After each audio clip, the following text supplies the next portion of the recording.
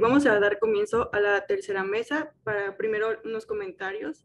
Cada ponente va a tener 20 minutos, se les va a avisar a los 5 minutos antes de que termine y las preguntas van a ser al final, pero vamos a estar recibiendo todas las preguntas dentro del Zoom, ¿vale? Empezamos entonces con la tercera mesa, titulada Convergencias Sociales en el Fandango. Nuestra primera ponente es la maestra Mariana Cruz Zuleta. Su título de ponencia, perdón si no lo pronuncio bien, es En Tlacotalpan nacimos, la huella tímbrica como característica sociocultural de una agrupación musical. Un poco sobre la doctora, sobre la maestra, es doctorante del doctorado interinstitucional en el arte y cultura por la Universidad de Guanajuato, maestra en etnomusicología y licenciada en gestión cultural por la Universidad de Guadalajara. Ha trabajado en proyectos con instituciones como el CIESAS, la CONAFE y la UNESCO. Fue coordinadora académica del Programa de Desarrollo Social orquestado Armonía en el municipio de Boca del Río, Veracruz, y ha trabajado de manera independiente en proyectos de gestión comunitaria y ha colaborado en producción de proyectos cinematográficos con la casa productora Barlovento Films. Además, ha sido docente en el Diplomado de Gestión Cultural del Instituto Veracruzano de la Cultura y en el curso introductorio de la historia del son y ritmos latinos en el programa de capacitación Rezumba y Suena. También talleres de emprendimiento para músicos tradicionales de la IBEC. Ha participado en varios coloquios nacionales e internacionales y desde el 2021 pertenece al International Concourse Traditional Music y desde el 2022 en la Society for Ethnomusicology. Desde el 2021 pertenece al comité de organización del coloquio internacional Son en Perspectiva, organizado por el DIAC, y autora de textos y artículos, siendo el más reciente Apuntes sobre la creación musical en Pajapan, Veracruz, y su papel en la rehabilitación lingüística, editado por la revista INACH de Colot del CIESAS en México. Además, es música, bailadora y arte. Por favor, da inicio a tu ponencia. Sí, muchas gracias. Muchas gracias también al Observatorio por la invitación. Bueno, pues esta ponencia que voy a compartir con ustedes son algunos de los resultados de una investigación mayor titulada El Son Jarocho de Estanzuela, estudio de caso del Grupo Estanzuela de Tlacotalpan, Veracruz, que realicé como mi tesis de maestría. Estanzuela es una agrupación musical que se conforma a mediados de los años 90 del siglo pasado en Tlacotalpan, Veracruz. Los soneros, integrantes de esta agrupación, se conocieron desde muy niños, entre los 5 y los 8 años, en dos momentos clave para la historia de esta agrupación. En un primer momento está cuando asisten a la Casa de las Artesanías, donde aprenden a bailar aquellos que son bailadores de fandango, y otra que es su encuentro en la Casa de la Cultura Agustín Lara, donde aprenden a tocar el son jarocho bajo la tutela de don Cirilo Promotor y don Varo Silva. La Casa de la Cultura, como espacio promotor y generador de espacios para la reproducción artística y cultura locales, ha sido muy importante, como se comentó en la primera mesa de ayer. En Tlacotalpan nacimos y antes de ser soneros hemos sido compañeros y con el son convivimos. Y ya se ha vuelto un destino estar tocando en la duela, graduados de buena escuela, con dedicación y empeño, señores, el son cuenqueño tocado por la estanzuela. Bueno, como podemos observar, esta décima describe mucho de ellos mismos y es Juan Varela, uno de los integrantes, quien escribe esta décima. Trabajar en la construcción de historias de vida individuales me ha permitido trabajar con el método biográfico para, a partir de sus experiencias individuales, conocer un momento histórico determinado e identificar las transformaciones y continuidades tanto en el complejo musical del son jarocho como de la historia de Tlacotalpan, que, como dice Juan Varela, jaranero e integrante del grupo, Tlacotalpan, ciudad patrimonio de la humanidad, es en realidad un pueblito donde a todos lados puedes llegar caminando. Si acaso te acaloras un poco o sudas, pero llegas. Ferratori postula en 1986. Se puede leer una sociedad a través de una biografía en particular. Para trabajar con la sonoridad he optado por el método biográfico porque permite entender la sonoridad, en este caso, de una agrupación musical, porque esa sonoridad es producida por personas que tienen una identidad, una trayectoria de vida, una complejidad particular, y para entender la sonoridad hay que comprender el contexto en que se produce y cómo es que se reproduce. En Tlalcotalpan han existido grupos anteriores de Estanzuela que han tenido su propia escuela, trayectoria de vida y que también han sido referentes para otros jaraneros como el grupo Siquisiré, pero en este caso hablaremos de Estanzuela. Con esto no quiero decir que sea el único grupo ni emitir un juicio de valor, sino más bien hablar de un estudio de caso de la sonoridad de la agrupación. Tal ha sido el referente de Estanzuela y su huella tímbrica es tal referente para la comunidad tlacotalpeña que fueron representados por un grupo de párvulos durante un encuentro de jaraneros, como podemos observar en la foto, que está hasta abajo. Pero, ¿qué es la huella tímbrica y por qué puede ser una característica sociocultural de una agrupación musical? Se preguntarán ustedes. Vamos por partes. El timbre, como ustedes saben, es una característica del sonido, pero la huella tímbrica es como la huella digital, única para cada instrumento. Pero esa huella solo se logra a través de su ejecución. Es decir, el ejecutante, el músico, la persona que lo toca, es importantísima porque se genera un binomio característico. La huella tímbrica es entonces el resultado de la ejecución y se puede visualizar a través del análisis de un espectrograma y de la forma de onda. Para Larson, las características timbres de un sonido están determinados por varios elementos fundamentales: sus armónicos, su forma de onda, las características físicas de su fuente, tales como los materiales, forma y tamaño. Cada instrumento debe sus características tímbricas a sus propiedades de resonancia, puesto que a partir de estas existirá una amplificación determinada de ciertas frecuencias en cada objeto, mismas que son su huella armónica.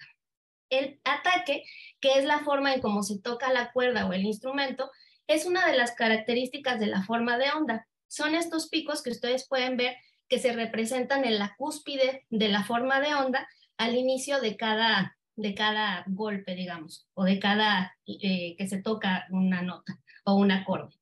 El ejemplo más claro que existe de las diferentes cualidades de ataque es que modifican el timbre del instrumento.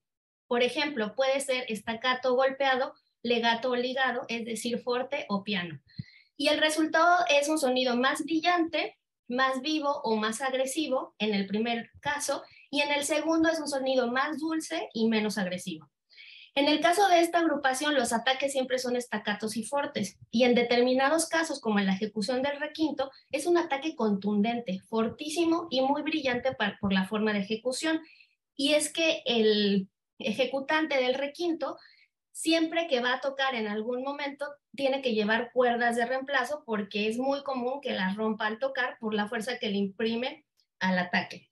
Recordemos además que el requinto es un instrumento que se toca con plectro, por lo que el ataque suele ser más fuerte, pero en este caso en particular es fortísimo. Por eso he clasificado la gama de instrumentos como guitarras de son, requintos y bajos, como la leona, leoncita, bumburona, etcétera, como instrumentos de cuerda percutida con plectro, porque no se pulsa la cuerda, sino se percute con el plectro.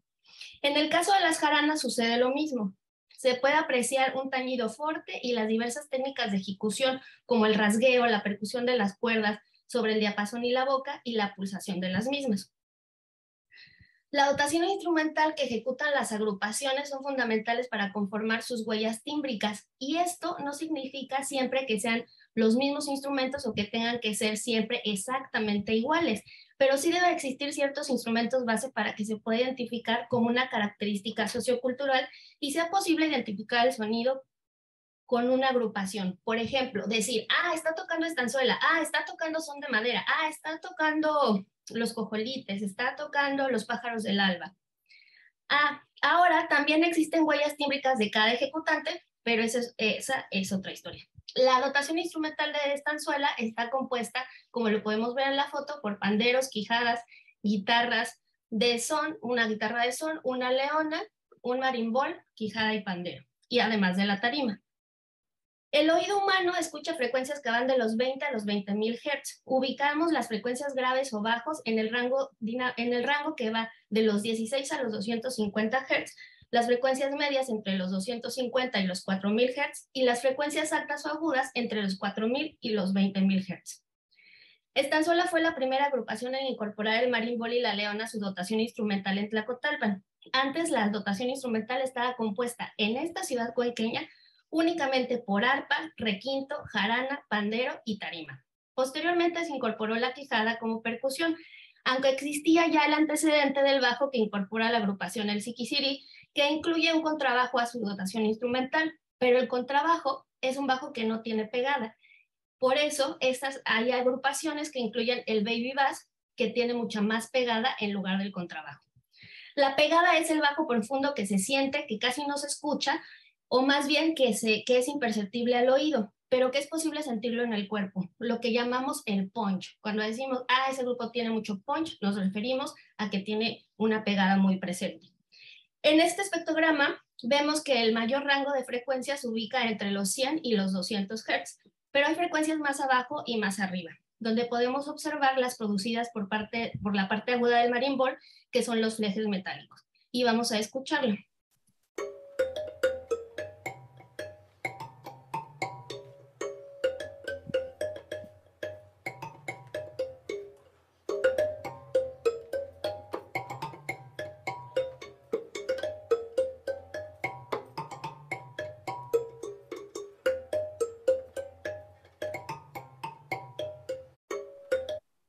Ok, ahora vamos a ver por qué es posible que varios de los dispositivos, o la gran mayoría, no se escuche porque es la parte más grave del marimbol. Este rango de frecuencias son las que sentimos, pero las más graves no las escuchamos.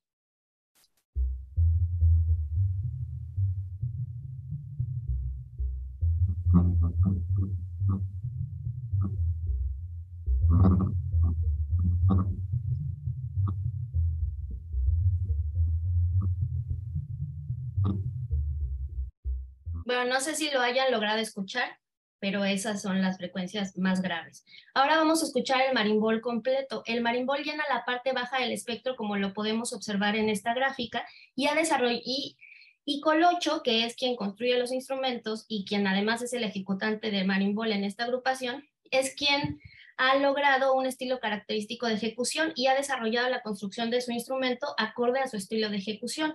Además, el marimbol tiene la característica de ser un bajo profundo con mucha pegada que se vuelve después difuso, es decir, se vuelve un bass fusibusser que tiene muchos armónicos provocados por los flejes que se dejan vibrando sin ser silenciados. Vamos a escucharlo.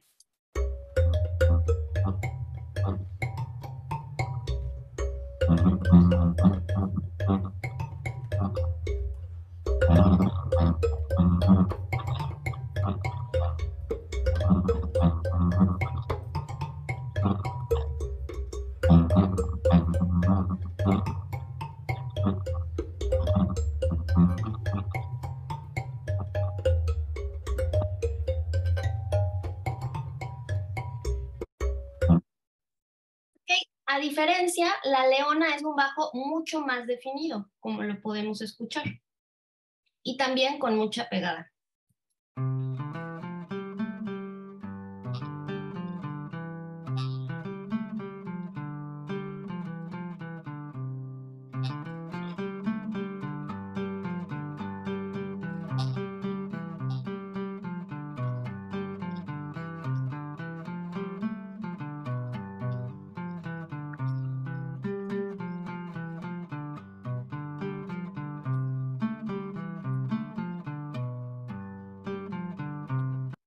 La pegada característica de esta anzuela se logra por la conjunción de dos instrumentos musicales, la leona y el marimbol.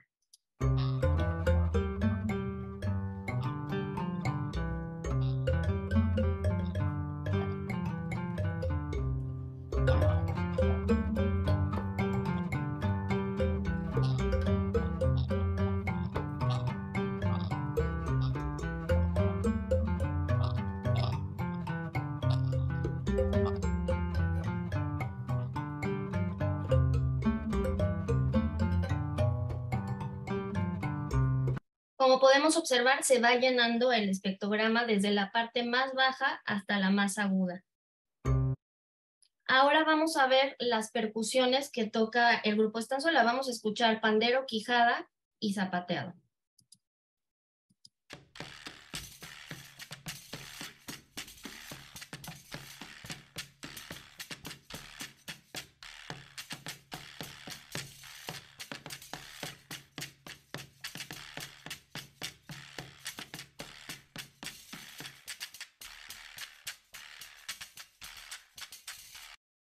Como podemos ver, aquí se van llenando las partes más agudas del espectrograma y parte de los medios. Ahora vamos a escuchar la leona, el marimbol y las percusiones, y ya como podemos observar, ya hay una amplia gama de frecuencias en color anaranjado.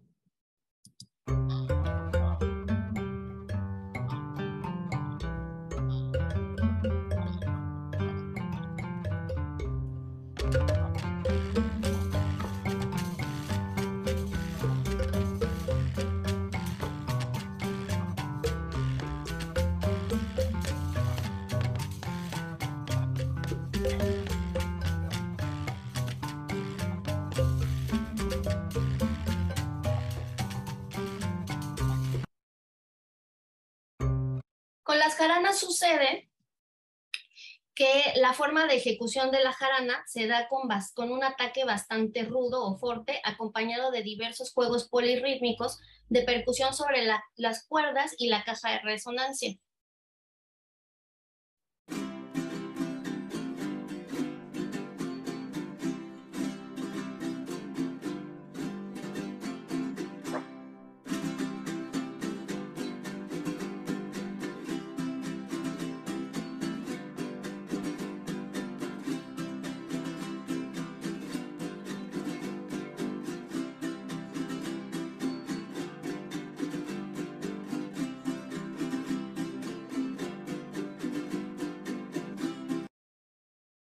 Ahora vamos a escuchar el requinto con ese ataque fortísimo que identificamos a partir del espectrograma y la forma de onda.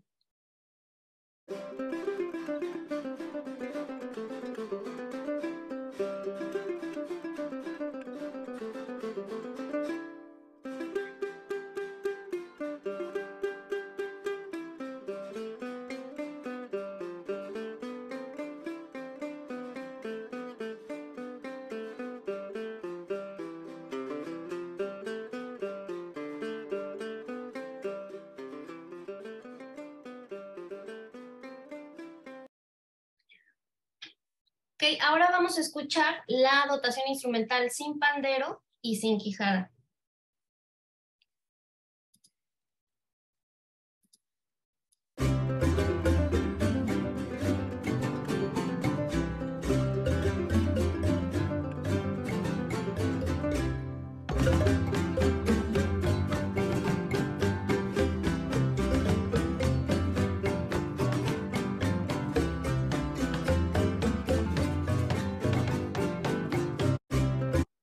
Ok, y ahora vamos a escuchar la instrumentación completa. Nada más vamos a ver la diferencia entre la dotación instrumental sin pandero y sin quijada y cómo se llena el espectro con la quijada y el pandero.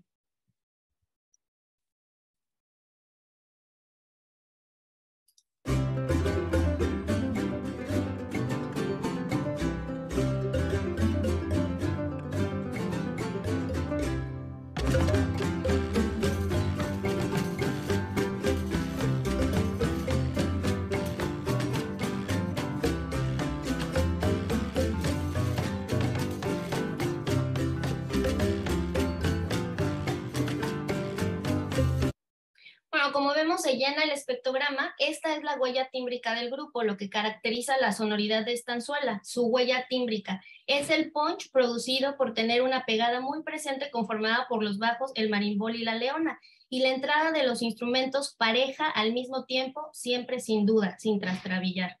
Además del ataque fortísimo de las jaranas y la cuerda percutida del requinto.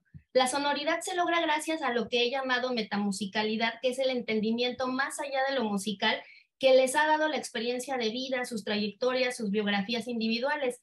Ese momento onírico que se logra únicamente en cada ocasión musical, respondiendo al término de Norman McLuhan. Gracias a que han compartido experiencias y conocido juntos y han crecido juntos como personas y como músicos. No es casualidad que los ejecutantes se hayan encontrado para tocar, no es de a gratis, sino corresponde a un momento histórico determinado, a la historia del terruño, de su pueblo, de su ciudad, a los cambios trascendentales y continuidades que se pueden observar a través de su música. Hoy en día los integrantes de esta agrupación y la dotación instrumental se ha modificado, pero esto, ¿Afecta a la huella tímbrica del grupo? Sí, porque la dotación instrumental y su forma de ejecución han cambiado. Ahora la agrupación se encuentra en la búsqueda de su sonoridad, de su huella tímbrica que los caracterice y los distinga de los demás. La huella armónica se conforma por la sonoridad del instrumento, por su construcción, sus materiales, forma y tamaño. Y la huella tímbrica, como ya lo he disertado, involucra al ejecutante, quién y cómo lo toca, por qué lo toca. Se involucra su trayectoria de vida, sus sentimientos, su metamusicalidad, el contexto y momento histórico, con un gran etcétera. Gracias. Muchísimas gracias, se quedó justo al tiempo. Y bueno, las preguntas, repito, van a ser hasta el último, entonces vamos a pasar a la siguiente ponente, ¿vale? Tenemos a la maestra Jacqueline Costa con el título de la ponencia Horquillas, Ganchillos, Mallas y Deshilados de la región de Sotavento. No se encuentra por el momento, entonces vamos a pasar a la siguiente ponente. Si se incorpora, entonces sería la última ponente y retomaríamos su ponencia, ¿vale? En este caso sería la licenciada Getsemani Vite Hernández con el título de la ponencia de la laudería de la institución a la tradición. La licenciada, es licenciada en laudería, obtuvo su formación profesional en la Escuela de Laudería de Limba del 2012 al 2017 en Querétaro, del cual se tituló con la obra de su tesina Construcción de un violín con madera de palo escrito, oyamel y granadillo. Es una gran amante de las culturas musicales de México, por tal motivo ha desarrollado e impartido talleres de laudería para distintos públicos y en diferentes estados de su país, tales como jarana de papel, construcción de los instrumentos de la Huasteca, los sonidos de la basura y taller laudería de instrumentos tradicionales, jarana, jarocha y huasteca. También se ha mantenido especializado aprendiendo de diferentes lauderos como Arnulfo Rubio, Pablo Alfaro, Vital Roy, Flor Centurión, Ruth Obermeyer y Cándido Cruz. Actualmente tiene su taller Vitelaudería en el Museo de la Ciudad de Querétaro, donde construye y repara y da mantenimiento principalmente a instrumentos de la familia del violín, del trío huasteco y de las jaranas y jarochas, perdón. Si gustas o vas a presentar alguna presentación, adelante. Bueno, muchas gracias por la presentación, por la invitación y saludos a todos y todas las que están aquí en esta mesa. Voy a hacer una breve presentación de mi trabajo, entonces voy a compartir pantalla. Bueno, yo titulé a mi presentación Laudería de la institución a la tradición, porque es el viaje que yo he hecho para dedicarme a la construcción de instrumentos musicales. Bueno, porque es el viaje que yo hice para llegar a la construcción de jaranas jarochas, que es ahora por lo que me hacen esta invitación. Y para explicar un poco más como de este viaje que yo encontré y para ponerlo de una manera más clara cómo lo veo, es que veo muchos mundos dentro de la laudería, ¿no? Que la laudería está compuesta por varios mundos. Y empiezo como por la laudería que yo empecé a aprender, que es la laudería de la familia del violín, que ya empezando por ese término es algo confuso porque se emplea para decir en general a los constructores de instrumentos, pero que en este caso, por ejemplo, en la guitarrería hay un término más específico que señala exactamente qué es lo que hacen, ¿no? Que es pues, guitarras, y que además también es un poco confuso porque muchas veces también construyen otro tipo de instrumentos de cuerda pulsada. Y en el caso de la laudería, se maneja también para los de cuerda pulsada, como en los instrumentos tradicionales, o cuerda frotada, como en mi caso, o en el caso de la escuela de laudería. Bueno, a partir de eso, de dedicarme a la construcción, yo veo que está, por ejemplo, también cómo se aprende a construir estos instrumentos, y uno es como de la manera tradicional o por la tradición, que es de generación a generación. Y bueno, lo que a mí me tocó y que es de lo que les voy a hablar, que es la institución, que son escuelas o en estancias. Y bueno, la escuela aquí está en Querétaro, que es la licenciatura en laudería, y se enfoca a la construcción de la familia del violín, violas, violines y violonchelos. Con trabajos ya no aborda. Y digamos que también las instituciones, o en la forma original, antes de que estuvieran las escuelas y que son de los lauderos que nosotros nos basamos, como Stradivari y Guarneri, así, pues empezaron también con escuelas o métodos tradicionales de enseñanza, ¿no? A partir de gremios y de enseñar en sus talleres a sus hijos, a sus aprendices, y que pues esto lo vemos ahora en la tradición, en las diferentes culturas musicales de México, y sobre todo que está que es muy fructífera en el son jarocho. Y así mismo, como se hacía en los talleres europeos, así también se hace y se hacía aquí, que se heredaban el conocimiento y las herramientas, las plantillas, al final pues las formas y el estilo de cómo trabajaban estos maestros y maestras, ¿no? Y bueno, a mí, por ejemplo, en la institución, yo veo que está como la laudería clásica, que es justo seguir esa línea de repetir formas. La laudería clásica, aquí hablo del violín, la laudería clásica tradicional occidental o europea, que es justo repetir estos modelos de los famosos lauderos y muy buenos como Stradivari, Amati, Guarneri, etc. Seguir sus medidas, sus estilos. Y bueno, también está la laudería moderna, que digamos, ya todas estas en realidad no es que estén separadas, o sea, todas en algún momento se tocan, coexisten, se combinan, etc. Solo las pongo como porque es de los diferentes mundos de donde he tomado conocimiento para llegar a hacer lo que ahora hago. Entonces, por ejemplo, la laudería moderna, que es pues a la que me siento un poco más cercana, está ya el uso de las tecnologías, ¿no? Porque pues como resultado también de la evolución y del avance del tiempo, pues ahora yo diría que casi todo el mundo usa herramientas eléctricas, eh, y bueno, que eso se ha visto también en la tradición, ¿no? Que se ha adoptado el uso de herramientas eléctricas, máquinas, mm, incluso importaciones de herramientas ya específicas para la laudería. Y bueno, que también existen los estudios científicos que justo toman al instrumento musical como un objeto de estudio central, ¿no? No a través de la música y se toca con esta familia de instrumentos, ¿no? Sino este es el violín, está compuesto por tal parte, si modificamos tal parte, ¿qué sucede?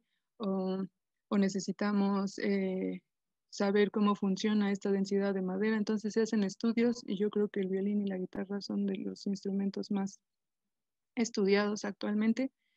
Y bueno, se hacen desde el enfoque de los materiales, de la madera, y el enfoque acústico, ¿no? Que hace rato veíamos un poco así como gráficas que parecen un poco eh, extrañas o ajenas a la música, pero que todos los instrumentos tienen y todas las cosas que vibran, al final tienen una respuesta, ¿no?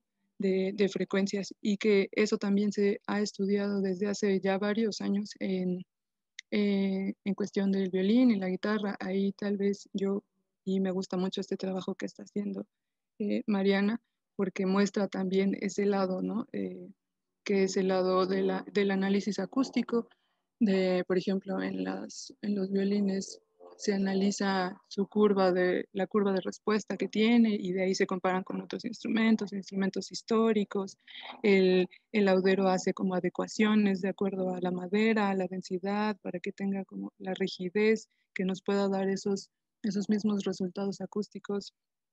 Y bueno, es un mundo también muy amplio el de la ciencia enfocada a la laudería. Y bueno, también dentro de la laudería moderna están como ya los híbridos, ¿no? O las fusiones de estos instrumentos tradicionales con modernos, bueno, tomar cosas de la guitarra, por ejemplo, de hacer brazos más largos, de, de usar otros materiales que, por ejemplo, en la guitarrería y el violín se usan de repente fibra de carbono, se están pensando en cómo sustituir la madera con eh, una cosa que se llama sonowood, o sea, como propuestas innovadoras para de nuevos materiales que permitan que el funcionamiento sea más duradero y que sustituyan, en este caso, madera para que el impacto al medio ambiente sea menor, ¿no? Porque tenemos ya problemas de varias especies, que eso también es un tema importante, que yo creo que los lauderos no son los mayores explotadores de las maderas, pero que si se puede hacer algo con ayuda de la ciencia y con ayuda de, eh, pues de fomentar o de que se divulgue el conocimiento, pues qué mejor. Entonces, hay muchas maderas explotadas y hay varias que ya han entrado como en regulación que ya no podemos usar dentro de la laudería. Últimamente está muy sonado el uso del pernambuco, que ya también está como muy reglamentado y pues justo todo el gremio de arqueteros, que también es una especialización, construir los arcos, está, está viendo qué maderas va a poder usar o qué materiales se van a poder usar, ¿no? Entonces también hay que pensar un poco como hacia adelante con estos nuevos materiales y pues abrir la mente y escuchar qué es lo que tienen para ofrecer. Y bueno, ya para entrar como en lo que hago, yo, como ya lo mencioné, pues en la escuela construí violines, violas y cello. Pero yo llegué a la decisión de estudiar laudería porque provengo de un pueblo donde lo que se escucha y lo que se toca es el son huasteco, ¿no? Y dentro de ese trío de son huasteco está el violín. Que bueno, yo tocaba el violín y de ahí me fue como naciendo esta inquietud por, por dedicar, por dedicar mi trabajo a hacer violines y hacer instrumentos. Eh, entonces, en la escuela, a mí se me hacía un poco curioso que no, que fuera un enfoque europeo, porque no teníamos como historia de los instrumentos de México, eh, y pues tampoco veíamos nada de jaranas, porque repito, el enfoque es distinto. Pero bueno, yo quería incursionar en eso y ahora está la escuela de Playa Vicente, ¿no? Que ofrece como eh, esa oportunidad a, a chicos que no y chicas que no tienen como ese aprendizaje de tradición, de poder aprender en una escuela jaranas huastecas y creo que también quieren hacer algo de lutería, que bueno, a mí me parece muy bien que se abran estos nuevos espacios para la enseñanza de la laudería mexicana para conocer y profundizar ese conocimiento y yo creo que serían necesarias pues una escuela en cada región musical de México porque sabemos que los instrumentos son muy variados y que son grandes familias además, ¿no? Eh, pero qué bueno que se inician estos proyectos porque a veces cuando el conocimiento no está dentro de la institución, pareciera que no es tan importante. Y bueno, ah, como tenía la inquietud de saber dónde podía eh, aprender o cómo podía llegar a construir estos instrumentos que eran los que yo había visto desde mi niñez, eh, pues comencé a leer sobre todo textos pues de etnomusicología, de historia, que eran los que como que me daban respuesta a esas preguntas que la escuela pues se enfocaba de manera diferente. Entonces, también tuve la fortuna de que en la generación en la que yo estudié en esos años, había un gran amigo ahora que me enseñó a construir jaranas, que se llama José Antonio Tavira y que él a su vez aprendió en un taller en el CEDAR con el maestro Silvetti y pues que nos enseñó a mí y a todos los que podía a construir jaranas, ¿no? Y desde ahí pues como que yo dije, pues si ya tengo las técnicas que aprendí de la escuela y además ya tengo herramienta, pues se me abrió un mundo de posibilidades de decir, claro, pues yo solo, o sea, así como estudié los estilos o las formas en las que trabajan los maestros europeos, pues así también tengo que aprender cómo construyen los maestros mexicanos y pues primero empezar con la reproducción, ¿no? O sea, ver, experimentar, ver cómo suena. Y eso hice. Fue justo, por eso me gusta como mostrar este violín, porque es como la transición de retomar el violín hacia un enfoque de México, ¿no? Con las maderas, que también es un tema que me importa mucho, y con los instrumentos de cuerda pulsada, como en este caso la, la jarana jarocha. Y también construyo jaranas huastecas pues, por mi región, ¿no? Pero al principio, al intentar aprender la construcción de la jarana huasteca, aprendí primero a construir la jarana jarocha y me encantó. Y yo creo que aprendí mucho más. Eh, y así yo he ido como fusionando mi conocimiento de las técnicas a la construcción de instrumentos de México. Y bueno, más o menos les voy a contar cómo es el proceso que yo hago porque hay diferentes técnicas. Yo, por ejemplo, trabajo con la técnica hermanada o jaranas hermanas, que es esta, la que se aprecia en la primera foto superior izquierda, me parece. Y es eso, cortar las costillas, lo que llamamos costillas o aros, porque tengo de repente una fusión también de términos, porque los guitarreros llaman de una forma las partes, los de la batería de violín de otra forma y los de instrumentos tradicionales de otra. Entonces luego hago ahí una fusión también de términos, pero bueno, costillas se le llama al violín, creo que aros a la guitarra, pero bueno, es el contorno de las jaranas y se hace así de madera maciza, que eso es algo muy característico de las jaranas jarochas, ¿no? Por ejemplo, pues en las huastecas es madera doblada.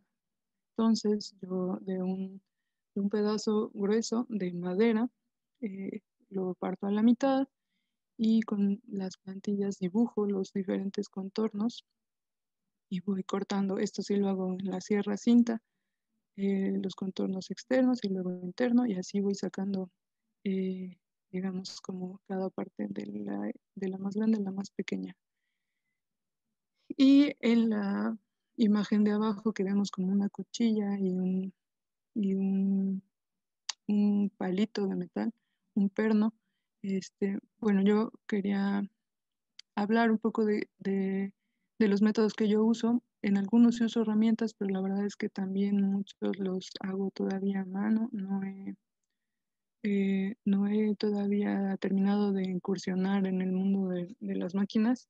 Y que es lo que yo llamo sacar el ombligo de la tapa de la jarana, me gusta mucho la experiencia de hacerlo así. Es a lo mejor más tardado. Ya hay máquinas que te hacen un círculo en segundos o en menos de un segundo. Pero me gusta que sea así. Me gusta cómo se ve y me gusta mantenerlo.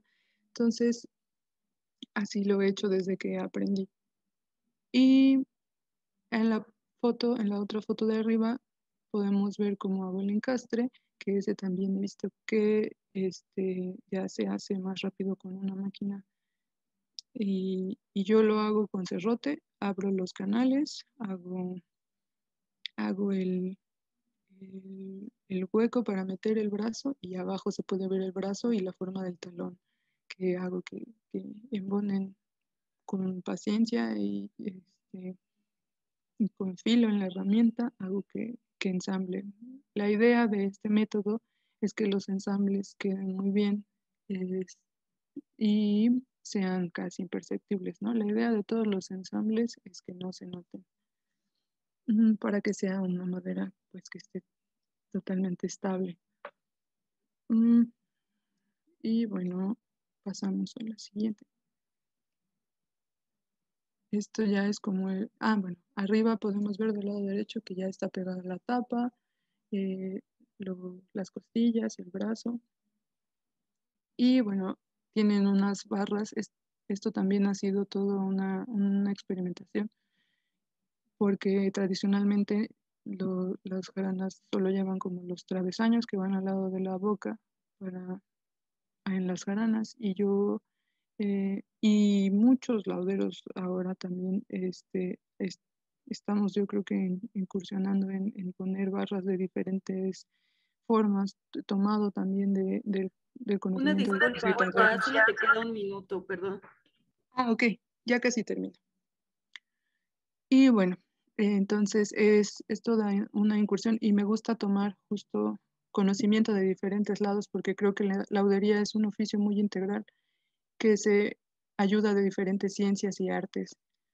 Y bueno, aquí está como el resultado final de lo que hago, una foto de mí trabajando, y, y pues creo que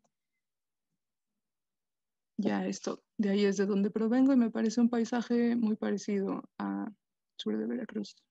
Entonces, nada más para hacer ahí, no sé, compartir de dónde vengo.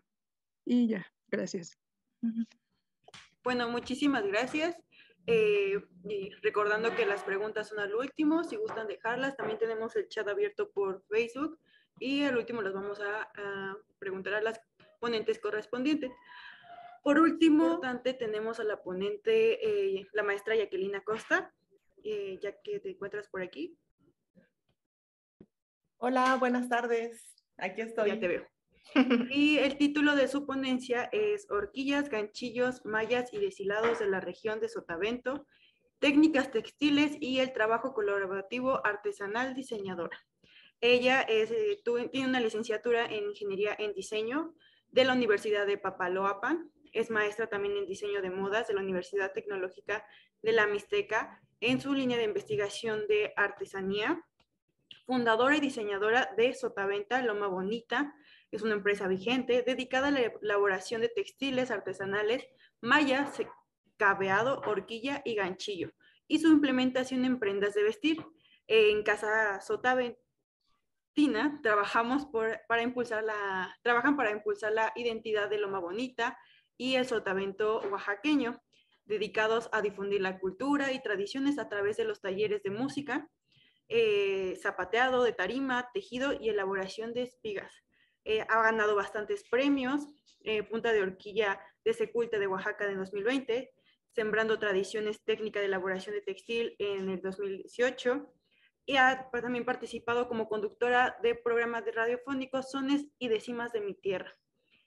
Ha organizado también encuentros infantiles de jornaleros en Loma Bonita, unas exposiciones, la primera a la quinta exposición gastronómica y artesanal del mercado comunitario, y ha trabajado también en la Jornada Iberoamericana de Niños y Jóvenes Poetas, trovaleros y versadores, como participantes de varios países, y en la actualidad también tiene un taller virtual de la 10ª Espinela con Abelina Costa. Bueno, te dejo el micrófono. Si gustas tener una presentación, puedes empezar a reproducirla, ¿de acuerdo? Bien, hola, buenas tardes. Pues gracias por presentarme. Yo soy Jacqueline Acosta, soy de Loma Bonita, Oaxaca.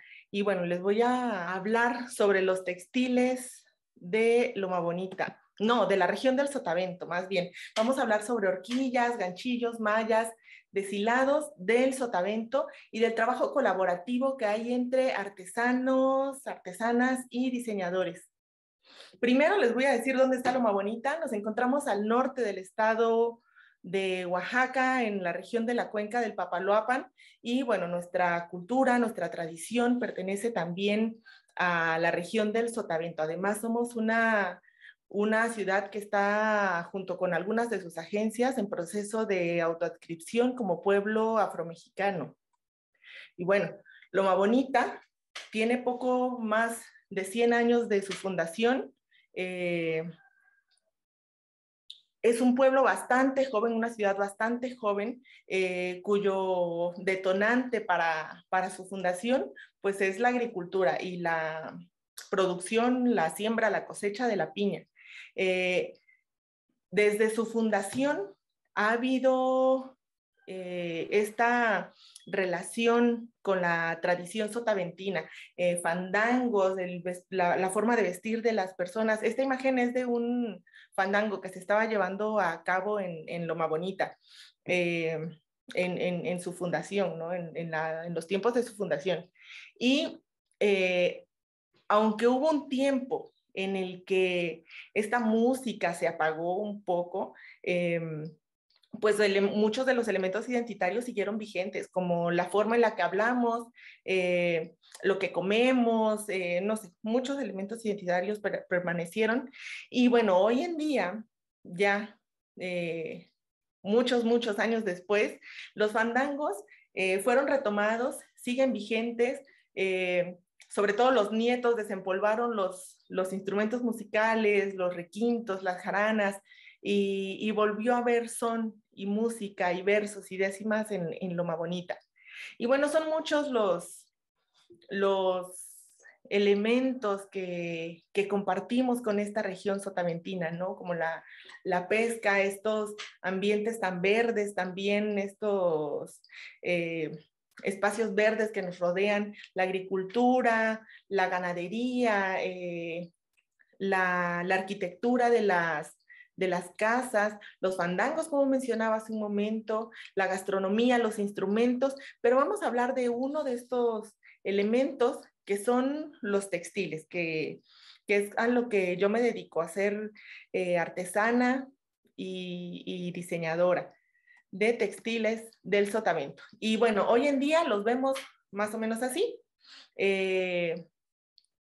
Vemos implementación de tejidos de ganchos, de horquillas, en usos de manera cotidiana, los vemos para asistir a fiestas, para asistir a certámenes, en joyerías, en zapatos, no sé. Es parte de la evolución de la tradición también, este nuevo uso, ¿no? del textil.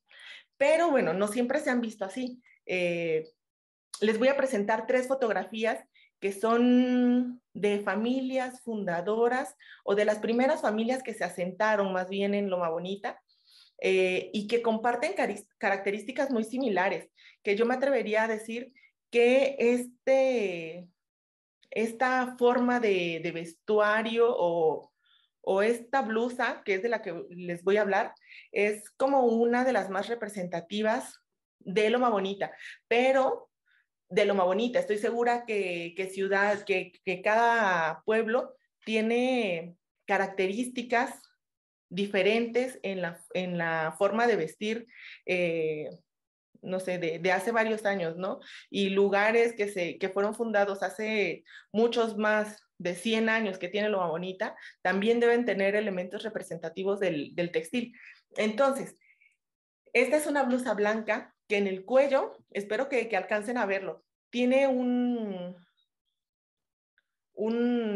tejido como de 5 centímetros en forma circular, una manga bombachita con un acabado tejido también, que se repite en la fotografía de esta niña, que también tiene un cuello tejido, falda y blusa, uso de telas y la manga también con acabado tejido.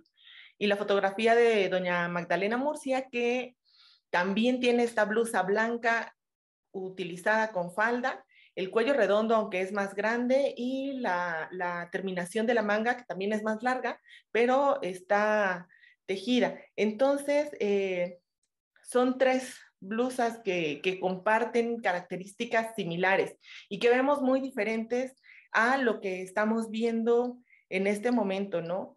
Pero bueno, también es importante mencionar que las telas que se compraban hace 100 años no son las telas que están en uso en este momento.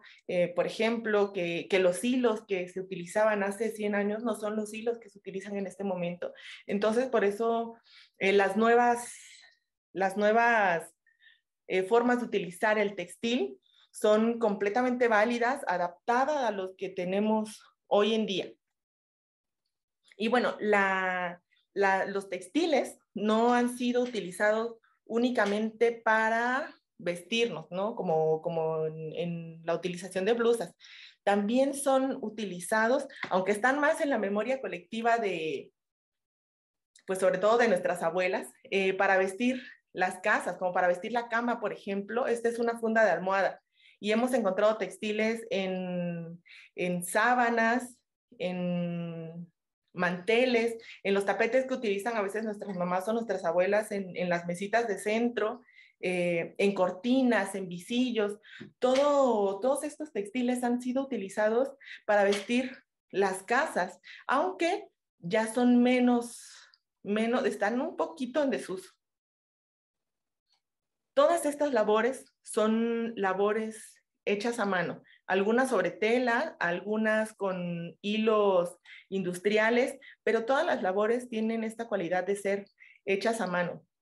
Y son técnicas textiles de dominio público que son utilizadas a lo largo de la región del Sotavento, pero la región del Sotavento no es la única en utilizarlas, en producirlas, ni siquiera, bueno, o sea, hemos encontrado textiles y técnicas similares a lo largo de México, pero también las hemos encontrado en otros países de Sudamérica, en otros países europeos, como en el caso del ganchillo, ¿no? Por poner un ejemplo. Nosotros, acá en el Sotavento, utilizamos sobre todo flores para hacer blusas de ganchos. No es lo único que utilizamos, pero sí es lo que más se utiliza, florecitas. Pero, por ejemplo, en Oaxaca, en los valles centrales, en Mitla, también se elabora ganchillo y la diferencia es que se elabora con una puntada que se llama baretitos, que son como palitos y forman cuadrículas. Entonces estos cuadritos, algunos van rellenos y forman pues formas como animales, por ejemplo. Entonces es muy distintivo, aunque sea la misma técnica, un textil del Sotavento a un textil de los valles centrales en Oaxaca. También forman letras. He visto palabras escritas como María, por ejemplo. Y acá en el Sotavento no vemos casi blusas con letras, con textos en el cuello, ¿no? Entonces, este es un ejemplo, pero lo mismo vemos en los deshilados, en las mallas y en las horquillas. Y bueno, estas 4 técnicas, estas que acabo de mencionar, ganchillo, horquilla, malla y deshilado, son las más utilizadas en el Sotavento y sobre todo las que más se ven aquí en Loma Bonita, en las agencias y sus alrededores. Pero no son las únicas técnicas textiles de la región del Sotavento. También hay telares, hay punto de cruz, hay tul bordado hacia Tlacotalpan, hacia Alvarado, y estoy segura que debe haber más técnicas, ¿no? Pero bueno, les voy a hablar de cada una de estas 4 labores. La primera es el ganchillo, que el ganchillo se elabora pues con un gancho, que es este, y un hilo. Y se utilizan generalmente en acabados, como en la foto donde está la mano, y en la foto donde está la niña y la que está debajo del fondo rojo, son tejidos en aplicaciones, que son como estos. Y no quiere decir que se hagan como uno a uno, pero algunos sí, algunos no, depende de la tejedora, pero se hacen como pieza por pieza y se van uniendo, ¿no? Entonces, estas son las aplicaciones. Pero también hay otros que se hacen como este, a lo largo. Entonces se va tejiendo así, a lo largo. Y también es una forma de ganchillo. La blusa roja tiene un circulito blanco y ese es un ganchillo también que se llama espuma de mar. Otra labor es la horquilla, que es justo la blusa que traigo puesta. Más o menos se ve. Es una blusa de horquilla. Y bueno, la horquilla le llamamos horquilla a esta pieza. y a través de ella, pues, se ata el hilo y se va tejiendo con el ganchillo. O sea, este es el mismo hilo de la técnica del ganchillo, el mismo gancho, solo se le agrega un elemento, que es la horquilla. Entonces, la horquilla salen en línea y depende de la labor que vayamos a hacer, pues hay que hacer nuditos, ¿no? Hacia arriba y hacia abajo. Por ejemplo, una blusa como la que traigo tiene en la primera línea 340 puntitos, como 340 nuditos. Pero si hiciera una falda iba a necesitar más de 1000 nuditos. Entonces, estas cositas salen como en línea y luego se van uniendo. Todas son horquillas, pero la forma en la que se unen cambia la forma en la que se ve la horquilla. Por ejemplo, en la falda blanca, que es la imagen de medio de las 3 que están del lado izquierdo, es una horquilla que le llamamos horquilla de gusanito, por esa característica que tiene de ir como hacia arriba y hacia abajo. Y este nombre es el que le damos nosotras porque acá sí se le llama, pero en el Sotavento estoy segura que hay otros lugares donde tiene otros nombres.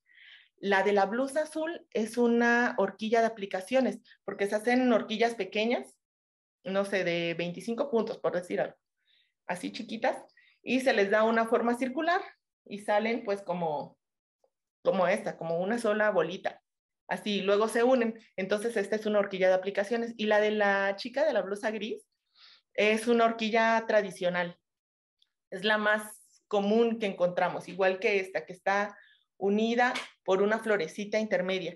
Y bueno, esa blusa gris que vemos en la imagen, esa blusa beige que vemos en la imagen, es una blusa que ya tiene una intervención de diseño, porque tiene puños, tiene un holán en la parte del busto, la tela es una seda, o sea, ya es una intervención de una labor artesanal tradicional con elementos de diseño. La malla había estado muchos años un poco escondida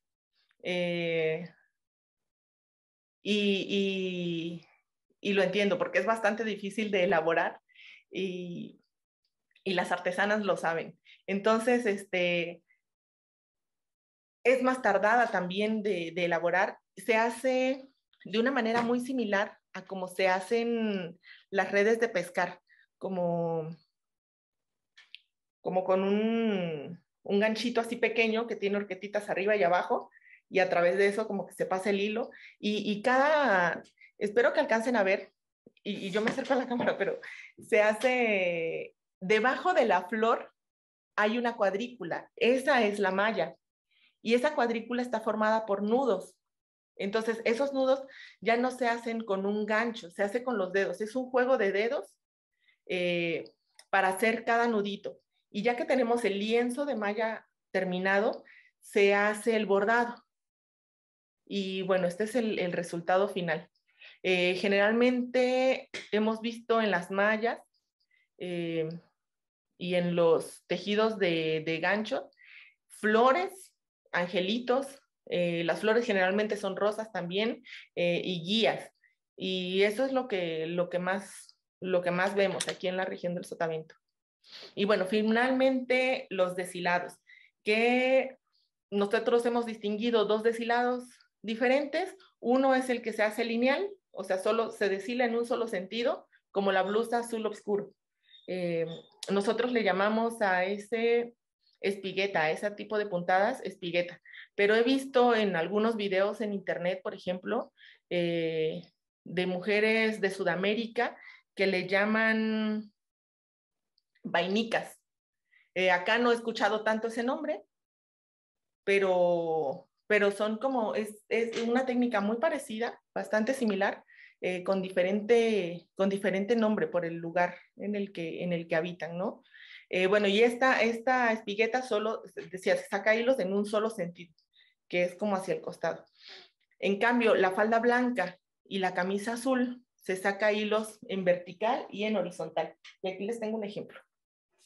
Es este, espero yo que alcance a verse. Aquí está.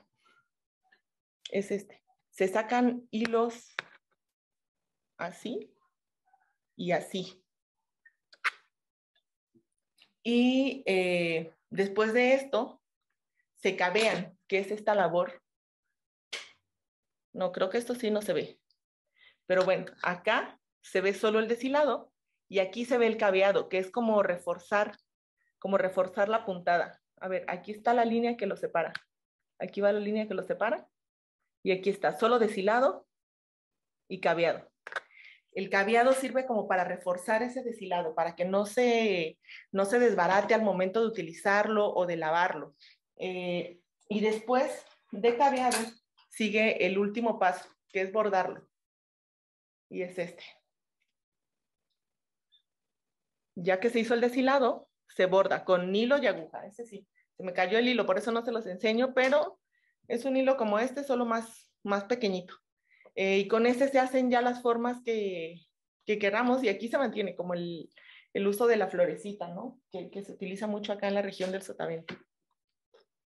Y bueno, esto es en cuanto a los textiles.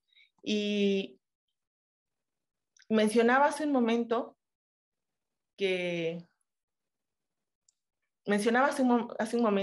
es difícil mantener en la cuestión textil al 100% la tradición, porque las telas ya no son las mismas, los hilos, los instrumentos ya no son los mismos de hace varios años, pero se mantiene bastante fiel la labor de ahorita y la técnica y la forma de elaborarlo a la forma de elaborarlo de hace varios años. Sin embargo, hay otros tipos de intervenciones, como por ejemplo, hemos encontrado algunos tejidos antiguos y generalmente son blancos, todo es blanco o en algunos casos beige, pero generalmente blanco. Entonces, incluir color como el azul marino, que está en la parte superior, o en los deshilados el azul marino o un negro, que es muy difícil de deshilar, ya es desde ahí una intervención. Aquí lo importante sería tener cuidado en esas intervenciones, y a lo largo del estado de Oaxaca, de todo el país, hay una tendencia bastante grande a crear trabajos colaborativos entre artesanos y diseñadores. Entonces, ahí hay un punto que creo yo que es muy importante para cuidar. Por ejemplo, en el caso de los huipiles, comprar un huipil y cortarlo para hacerlo 2 vestidos, ¿no? Pierde gran parte de este trabajo artesanal, porque ya cortamos el textil a la mitad y además tenía un ave en medio, ¿no? Y la cortamos a la mitad. Bueno, ahora un vestido va a tener un pico y una pata, y otro vestido va a tener una cola y una pata. Y el simbolismo o lo que significó de inicio este huipil ya no es lo que significa ahora que se convirtió en 2 vestidos, ¿no? Pasa lo mismo con la labor artesanal. Lo que nosotros hacemos cuando queremos hacer una intervención de diseño y de diseño con artesanía es cuidar y trazar y planificar con mucha anticipación la labor para no tener que estar cortando el textil. O sea, no querer hacer una blusa de una manga y bueno, pues nada más le mocho esta, ¿no? Y ya. Eso nunca lo hagan, porque pierde mucho, la labor textil pierde mucho significado.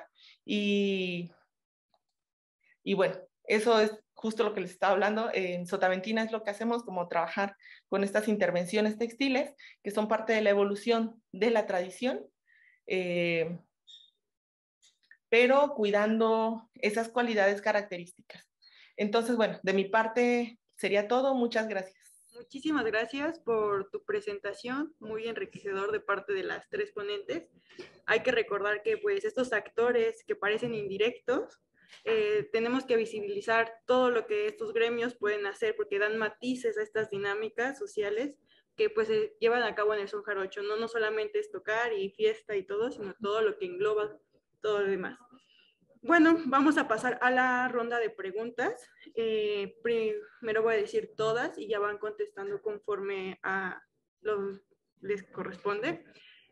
Para la primera mesa tenemos una pregunta desde Facebook para la maestra Mariana Cruz Zuleta. ¿Nos puede explicar más sobre el concepto de metamusicalidad y cómo este contribuye en la interpretación del son dentro de la agrupación determinada? Esta pregunta viene de Gustavo Maldonado Rivera desde Facebook. Para la tercera mesa, en la laudería, de la institución a la tradición, para la maestra Getsemani Peter Hernández, ¿cómo evalúa desde su profesión una jarana de buena calidad? ¿Nos podrías dejar un medio para contactarte? Esta creo que se repitió mucho. Profesor, están llamando mucho al respecto. Y tenemos una última que es para la última ponente, la maestra Jacqueline, la licenciada Jacqueline. ¿Cuál es la diferencia entre una intervención y una evolución del uso de un textil? Si gustan tomar el micrófono, como fueron por orden de mesa, sería primero la maestra Mariana. Sí, claro. Nada más, ¿me puedes repetir la pregunta, por favor? Sí, ¿nos puede explicar más sobre el concepto de metamusicalidad y cómo Okay. se contribuye en la interpretación del son dentro de una agrupación determinada? Sí, claro. La metamusicalidad se refiere, bueno, yo lo que estuve observando durante la etnografía fue que hay un entendimiento de parte de todos los músicos siempre que se toca algún son en el fandango. Entonces, bueno, el momento que describió Ruby, que lo describió como aquel momento en que suceden cosas, etcétera, y que nunca más se vuelven a repetir. Hay una musicóloga que se llama Norma McLuhan que se refiere a como la ocasión musical. Entonces, en estas ocasiones musicales que me ha tocado vivir a lo largo de varios años, he observado que hay un entendimiento de parte de los músicos. No solo es entre los músicos a la hora de tocar, sino también tiene que ver con los espectadores, con la gente que hace el fandango, ¿no? El fandango, recordemos que es un espacio performativo donde hay quienes ejecutan o tocan la música, quienes bailan y también quienes forman parte como la audiencia, y todos son los que forman el fandango. Entonces, esta comunicación se da entre las bailadoras, entre quienes que están tocando. Sayil, creo que tienes encendido tu micro. Ah, no, ya. Y también entre quienes obviamente están realizando su performance. Entonces, este entendimiento que va más allá de la música, es decir, no solo se refiere a la parte musical, sino se refiere a un momento onírico, podría llamarse, que se refiere a este momento en que tú logras una comunicación, ya sea estás bailando, por ejemplo, les voy a poner un ejemplo, estás bailando, haces un repiqueteo y te contesta el requinto, o el requinto hace una figura musical y las bailadoras contestan. Ese entendimiento que hay entre las bailadoras, el requintista, los jaraneros, los cantadores, la gente que observa el fandango, ese momento, ese tipo de comunicación que interviene es a lo que yo llamo la metamusicalidad. Y obviamente hay diferentes tipos de metamusicalidad, dado que cada persona cumple un rol distinto en un fandango y además va desempeñando diferentes roles a lo largo de un fandango, ¿no? Es decir, uno comienza a lo mejor tocando y luego se pasa a bailar y luego conversa con X persona y vas cambiando de rol durante todo el fandango, no te quedas exclusivamente cumpliendo el mismo rol. Entonces, en ese momento, la comunicación que no es verbal, sino que es, en este caso, sería música, qué es lo que, cómo vas a la figura musical, en qué momento vas a hacer un recorte o también conocido como una parada de la música para volver a entrar. Eso es a lo que me refiero con el concepto de musicalidad. No sé si haya quedado claro. Y bueno, y quería también hacerle yo una pregunta a la maestra Hetze, porque resulta que durante el coloquio de son mexicano que acaba de pasar hace unas semanas, vino un panel que estuvo conformado por lauderos que seguro, a lo mejor, no sé, alguno de ellos fue tu maestro o ahora están en la escuela de laudería, y ellos hablaron precisamente de esta nueva tendencia de desarrollar esta técnica de jaranas hermanas. Entonces quería preguntarte, porque yo por lo que observaba, tanto en lo que exponían ellos como en lo que tú expones, es que de un solo tronco, una sola pieza de madera, sacan varias perfiles de las cajas, ¿no? Entonces, ¿cuántos de estos perfiles pueden salir de un solo tronco? ¿Cómo se modifica también el escarbado? Porque digamos ya no es igual que cuando escarbas una sola leona, ¿no? Porque pues tienes que utilizar toda la madera. Y también quería preguntarte de dónde viene esta técnica y cómo ves tú, si realmente crees que sea una técnica que se logre implementar en la laudería tradicional. Si gustas, Getze, contestar primero la pregunta de esta Mariana y ahorita te vuelvo a repetir las preguntas, ¿vale? Sí, gracias. A ver, la técnica de las jaranas hermanas o hermanadas es una técnica que tomó el maestro Daniel Guzmán, que también es como conocido laudero dentro del medio, del gremio.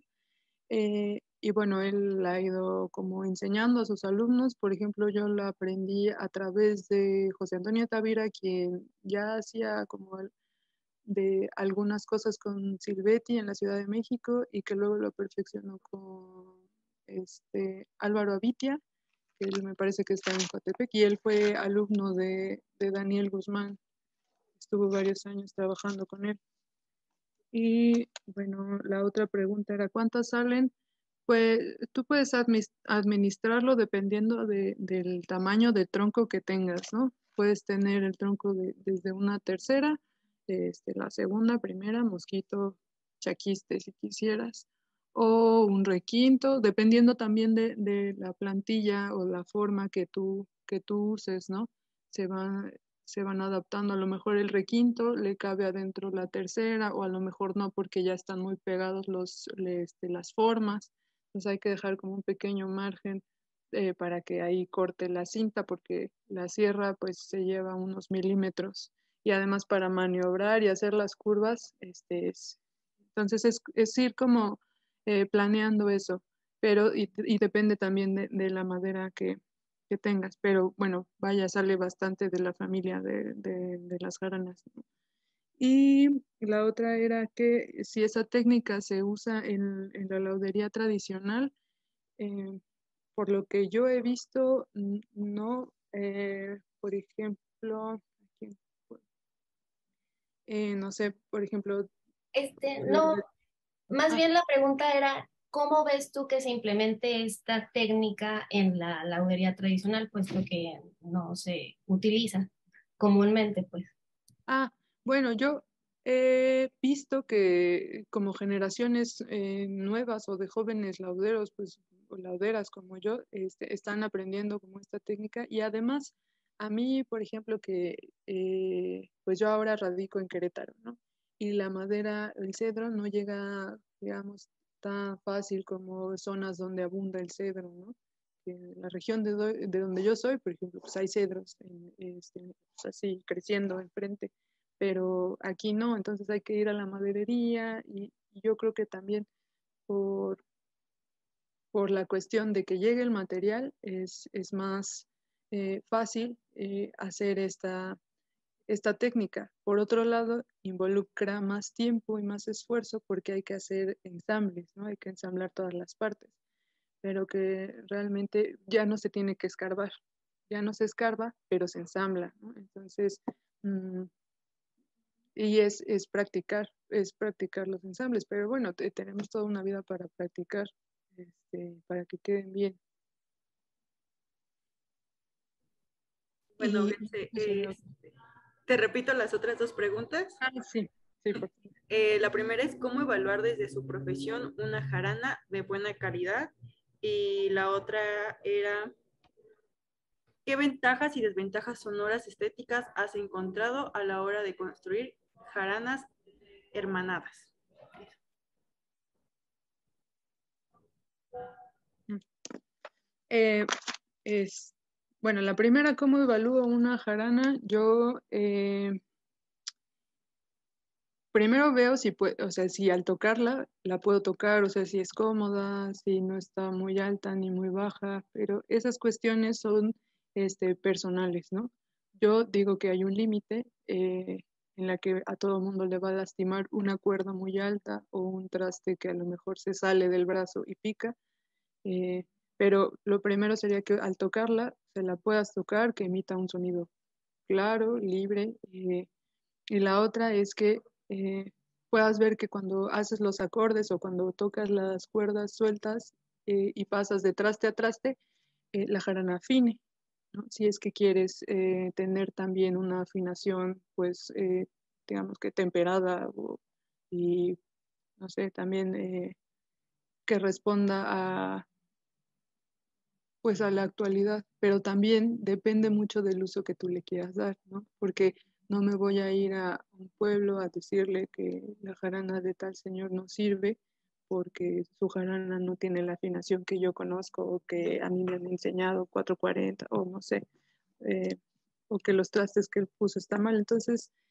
para uso ya como comercial y digamos que si alguien quiere comprar así una jarana ahora para empezar a tocar, pues sería eso, ¿no? Que afine para que pueda integrarse a otros jaraneros y que pueda como, tocar y aprender.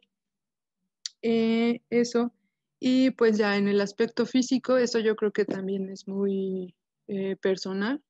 Hay muchos estilos. Lo que mientras yo creo que se te haga cómodo el instrumento eh, y te guste cómo suene, porque ahí es un poco subjetivo también el sonido. Hay gente a la que le gustan los sonidos más graves, más agudos, que también es una ventaja que tenemos en las jaranas, ¿no? Que podemos encordar y jugar con esas cuerdas para tener timbres que nos gusten. Entonces, a lo mejor tu jarana no te gusta, pero no porque no se te haga cómoda o porque no la veas bonita, sino porque las cuerdas que tiene a lo mejor no dan el timbre que a ti te gusta. Eh, y bueno, sí, pero que todas las piezas pues estén pegadas, que no haya piezas como sueltas eh, y ya, o sea, yo creo que eso sería lo principal. Vale, muchísimas gracias de conocer todos estos datos y vamos a pasar a las preguntas para Jacqueline. Nos llegó unas últimas mientras estaban hablando las demás compañeras y la primera, te la repito, ¿cuál es la diferencia entre una intervención y una evolución de uso textil? Tenemos otras dos preguntas, te las digo de una vez o gustas que sea más... Pues creo que de una vez. Las otras dos preguntas es, ¿de qué manera la incursión de los diseñadores ha modificado el uso de los textiles actualmente? ¿Y cuál es la técnica más tardada o de mayor dificultad? Bueno, primero sobre la diferencia entre intervención y evolución. El FONCA tiene como una definición de la artesanía y menciona, por ejemplo, que artesanía, fielmente una artesanía, es quien, por ejemplo, para hacer un rebozo, trasquila al borrego, hace el hilo, lo tiñe y luego hace el rebozo, ¿no? En un telar de cintura. Entonces, no vas a necesitar elementos industriales ni elementos externos, bueno, quizás sí para lavar la lana, ¿no?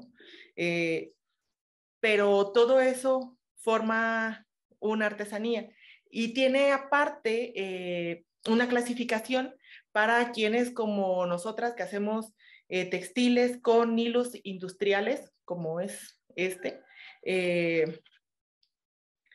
Bueno, pues hay otra clasificación. Entonces, yo estoy dentro de estos, dentro de los que utilizamos hilos industriales. Por lo tanto, dependemos en gran medida de esta producción. Y ahorita estoy hablando de la evolución, ¿no?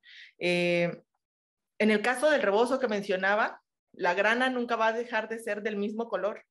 Siempre se va a mantener. Entonces, con que tengas como anotado bien el registro o ya tengas el ojo bien preparado, bien afinado, tu color de tinte siempre va a ser el mismo. Sin embargo, para quienes dependemos de las empresas que hacen estos hilos, bueno, los hilos que están y los colores que están produciendo hoy no son los colores que producían cuando empezó Sotaventina, por ejemplo, hace 7, 10 años. Entonces, esto, y las telas tampoco son las mismas. Entonces, esto nos va llevando como a un proceso de adaptación. Nosotras mismas tenemos que adaptarnos a lo que se está produciendo. Y a esto le llamo yo intervención, digo evolución.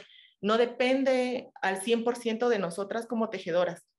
En cambio, la intervención sí depende de lo que nosotras estamos haciendo. Por ejemplo, los deshilados, que es este que tengo acá. Ahí se ve. Ajá. En la tradición casi siempre hemos encontrado los deshilados del mismo, digamos, hilo y tela del mismo color. Todo es blanco, ¿no? Por ejemplo. Pero si yo decidiera hacer el deshilado y en vez de crear las figuras que decía hace un momento que son representativas del sotavento, como las rosas, como los angelitos, decidiera hacer figuras geométricas y empezar a trazar triángulos y líneas y grecas y además comprar hilos neón y ponérselos. Eso ya es mi decisión como artesana o como diseñadora, y a eso yo le llamaría una intervención, ya es como por decisión propia. Y bueno, la segunda pregunta era, no recuerdo la segunda, solo recuerdo la tercera, como cuál es la labor más tardada y difícil. Creo que eso depende de la artesana en gran medida. Nosotros en Sotaventina ya somos muchas, somos cerca de 30 artesanas. Entonces les llamamos como especialistas, ¿no? Unas son especialistas en horquilla y saben hacer horquilla y tejido de gancho, pero su fuerte es la horquilla. Están las que son específicamente para malla, las que son específicas para los deshilados y algunas saben hacer todo. Entonces, yo creo, desde mi punto de vista, que una de las labores más complicadas es la malla. Para mí, una de las labores más complicadas es la malla. Es este juego de dedos, o sea, si tu mano no está como capacitada o preparada o como ejercitada para hacer esto, prácticamente debes tomar un curso de movimiento de dedos antes de aprender a hacer la malla. Es una labor bastante difícil por la elaboración de esta cuadrícula en nudos. Y bueno, el bordado ya es es tardado porque hay que seguir la figura, pero es más fácil de hacer. Pero también hay algunos deshilados, como hay uno que se llama ojito de perdiz. No tengo un ojito de perdiz aquí a la mano, pero se borda con hilos de canuto, que son estos chiquitos, como estos pequeños que utilizamos y que vemos en las mercerías todo el tiempo. Entonces, después de deshilar y de armar digamos, de darle forma al deshilado, de reforzar, hay que hacer círculos con este hilo tan delgado. Entonces, hacer un solo círculo o rellenar un solo círculo es un trabajo bastante tardado, más que difícil, muy, muy, muy tardado. Entonces también este ojito de perdiz es muy, muy complejo. Serían las dos, y la otra para mí sería el caveado, porque lleva muchos procesos. Hay que deshilar, después de deshilar hay que cavear y después hay que bordar. Entonces o sea, en una sola pieza son 3 trabajos. Para mí creo que esos serían los más complejos y más tardados también. Okay, y la pregunta 2 no la recuerdo. Sí, te la recuerdo. ¿De qué manera la incursión de los diseñadores ha modificado el uso de los textiles actualmente? Creo que va muy relacionada con tu primera respuesta entre la intervención y la evolución, pero si quieres darle continuidad. Sí, yo creo que es que yo soy diseñadora, pero yo creo que hay una problemática grande que no se está viendo, no se está viendo al 100% cuando trabajan artesanos y diseñadores. Y es que todo finalmente termina generalmente viéndose bien, ¿no? Entonces decimos, ah, sí, se ve súper bien, me lo llevo. Pero creo que la gran mayoría de veces la intervención de artesanos y diseñadores o este trabajo no siempre resulta al 100 y termina perdiendo la pieza artesanal su significado. Yo me voy por ahí como este es uno de los principales cambios que he visto, que las piezas artesanales en realidad pierden su significado y se elaboran las piezas solo por comercializar, por vender, porque vende más una pieza de intervención, ¿no? Pero la labor está perdida en muchos casos. En muchos otros casos, estas intervenciones entre artistas y artesanos, entre artistas plásticos, por ejemplo, y artesanos, entre diseñadores y artesanos, terminan siendo unas obras de arte y cosas hermosísimas que ganan un valor incalculable. Entonces hay de todo en este trabajo colaborativo.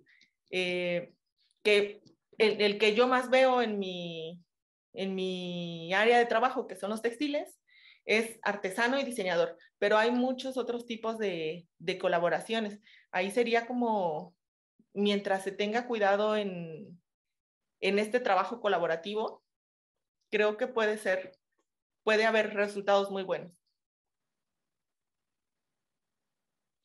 Ok, también para la licenciada Getze, faltó una pregunta, no sé si quisieras que te la pudiera decir para que Sí, la pudieras gracias. responder. Es que la Que de olvidé. todas maneras las preguntas siempre van relacionadas, ¿no? Esta es, ¿qué ventajas y desventajas sonoras y estéticas has encontrado a la hora de construir jaranas hermanadas? Este es un tema yo creo que a mucha gente le interesa y muchas veces me hacen esta pregunta, sobre todo como que hay curiosidad y está dicho que que el sonido al provenir de un tronco de una sola pieza va a ser un sonido mejor, ¿no? Como más potente, más sonoro, etcétera, con más volumen.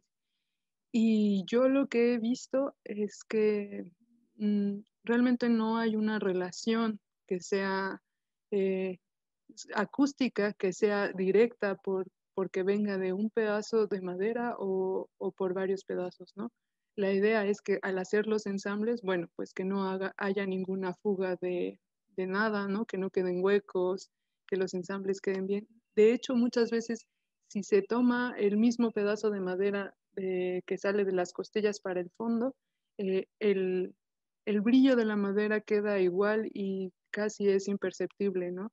Eh, y bueno, de ahí el brazo, pues el brazo no pertenece a la caja armónica, entonces el brazo no emite un sonido que nosotros podamos percibir, ¿no? Y que es la otra pieza que se ensambla. Eh, entonces, realmente de ventajas, pues yo creo que se utiliza menos madera, que lo que hay en el interior de las costillas se puede utilizar para otros cuerpos, que pues que las jaranas sigan funcionando igual, ¿no? Que no es que se despeguen, no se rompen por estar ensambladas. De hecho, muchas veces nosotros en el violín se juntan las placas del fondo y, el, y la tapa, ¿no? Son dos piezas. Y al tener más ensambles, la madera se vuelve más estable, que digamos que la madera tiene direcciones de movimiento. Al tú juntarlas, digamos que se acoplan un poco o se pierden esas fuerzas que podrían generar, que también eso va de la mano con que la madera esté bien seca, o sea, que no sea secado, que sea secado al natural, eh, que no sea una madera que esté recién cortada y se trabaje.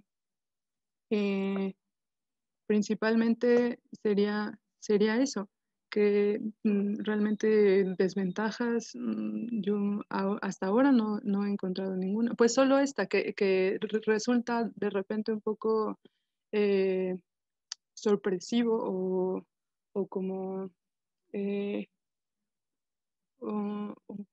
no un rechazo, sino como un poco la gente se detiene a ver que prefiere las maderas de una sola pieza, pero si tú le presentas una jarana ensamblada, muchas veces no se nota, entonces, a la vista.